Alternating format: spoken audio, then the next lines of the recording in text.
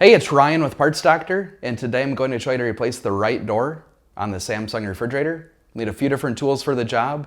We'll leave those listed in the description below. Let's get started.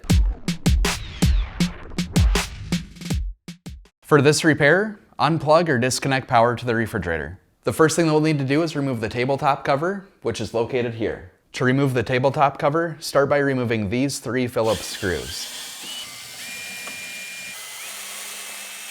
Now, locate the 4 locking tabs indicated by the arrows, pry on them, then flip up the cover. Be careful as it's still connected by wires. Next, use a piece of tape to secure the door in place. Next, remove the hinge fixer by rotating it up and sliding it out. Now remove the hinge by lifting up on the front of it and pulling it out. Now, grab the handle, then peel the tape back and support the other side of the door.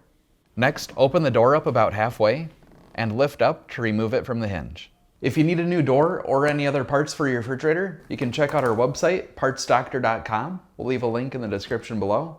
You want to make sure that you're searching with the model number from the tag on your refrigerator to make sure you get the correct part. The new doors do not come with any of the accessories like the door handle, door bins, or door gasket. Those will have to be reused and transferred from the old door over to the new one.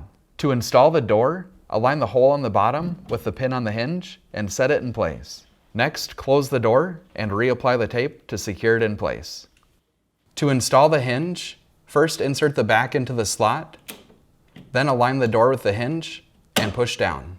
To install the hinge fixer, insert it into the bracket and push it down until it locks into place. Now remove the tape.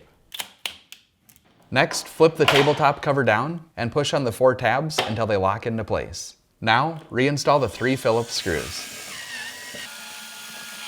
So that's it for this video. If you have any tips or tricks of your own, let us know in the comments below. And if you like fixing things, please consider subscribing.